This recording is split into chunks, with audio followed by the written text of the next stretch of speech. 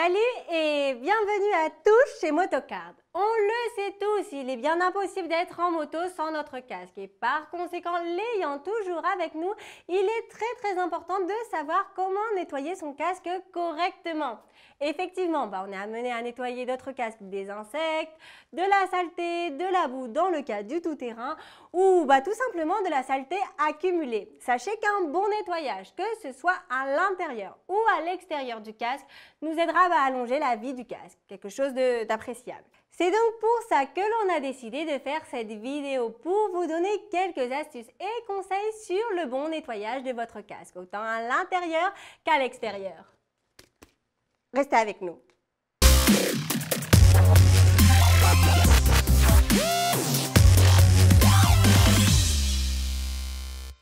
La toute première chose à prendre en compte est de savoir l'importance d'avoir un casque bien entretenu au quotidien.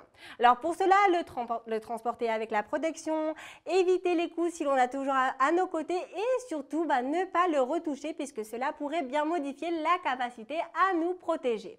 D'un autre côté, il est aussi vraiment très important d'utiliser des produits adéquats. Même si cela paraît très logique, parfois je sais, on est amené à faire les choses vraiment à la va-vite et du coup on ne fait pas les choses correctement. Commençons donc par l'extérieur du casque. Le tout premier conseil que l'on vous donne ici depuis Motocard est qu'il est vraiment très important de ne pas utiliser le produit la vitre puisque la visière de votre casque n'est pas une vitre mais n'est pas une vitre en verre et par conséquent ce type de produit au lieu de nettoyer pourrait bien endommager. Alors, notre conseil est donc d'utiliser un produit spécifique pour visière, l'appliquant donc avec un petit chiffon humide et puis frotter tout doucement.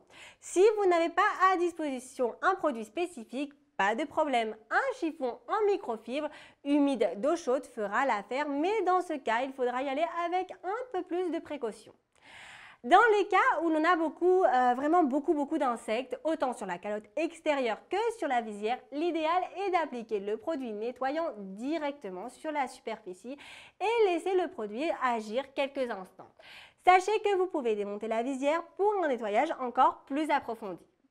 Alors maintenant, vous êtes sûrement en train de vous demander « Super, mais qu'est-ce que l'on fait si j'ai un pinlock installé ?» Alors, si vous avez une lentille anti-buée sur la visière, il faut savoir que cette lentille ne doit pas être en contact avec de l'alcool et il faut la nettoyer vraiment très doucement, donc en frottant vraiment très délicatement la visière. Une autre chose, sachez également qu'il n'est pas conseillé d'installer la lentille quand elle est humide. En suivant ces instructions simples, nous pourrons donc maintenir notre casque propre, en bonne condition, avec une visière qui nous offrira une bonne visibilité. Et surtout, n'utilisez jamais le jet d'eau. Il pourrait endommager quelques parties, comme par exemple le système de ventilation ou les rembourrages. Justement, concernant l'intérieur, sachez qu'il est conseillé de laver les rembourrages périodiquement. Bon, il est vrai que l'intérieur n'est pas autant exposé à la saleté, mais ici, ça accumule notre propre transpiration et davantage pour les jours d'été. Alors, que fait-on si on veut les laver ? On a ici donc deux possibilités. La toute première option, c'est qu'on peut nettoyer l'intérieur avec un produit professionnel spécifique qui nous permet donc de l'appliquer directement sur les rembourrages qui permettra donc en plus de les nettoyer, de le désinfecter, de neutraliser au maximum les mauvaises odeurs. Cette façon est donc la meilleure option si notre casque ne permet pas de quitter l'intérieur. D'ailleurs, c'est peut-être quelque chose à prendre en compte avant d'acheter un casque.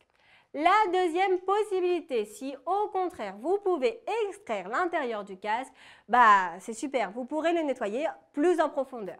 Souvenez-vous que chaque fabricant compte son propre mécanisme d'extraction, mais ici vraiment pas d'inquiétude, généralement rien de compliqué.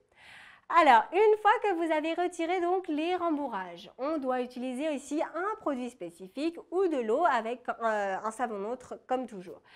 Alors, surtout ne frottez pas, mais laissez-les tremper d'eau et séchez-les donc dans un endroit frais sans que le soleil tape directement sur le tissu.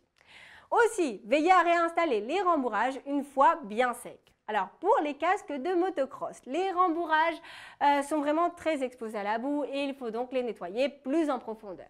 Dans ces cas, il est donc possible de nettoyer à la machine à laver, mais attention, avec un programme court, froid et délicat. Et comme toujours, ne les faites pas sécher directement au soleil et surtout, ne les mettez jamais au sèche-linge.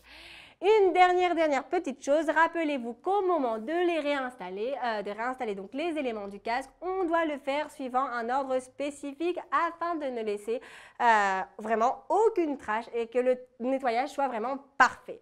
Il faut donc commencer par l'intérieur, puis le cache-cou et les annexes extérieures de ventilation et de visière et pour finir le cache-nez et le cache-cou.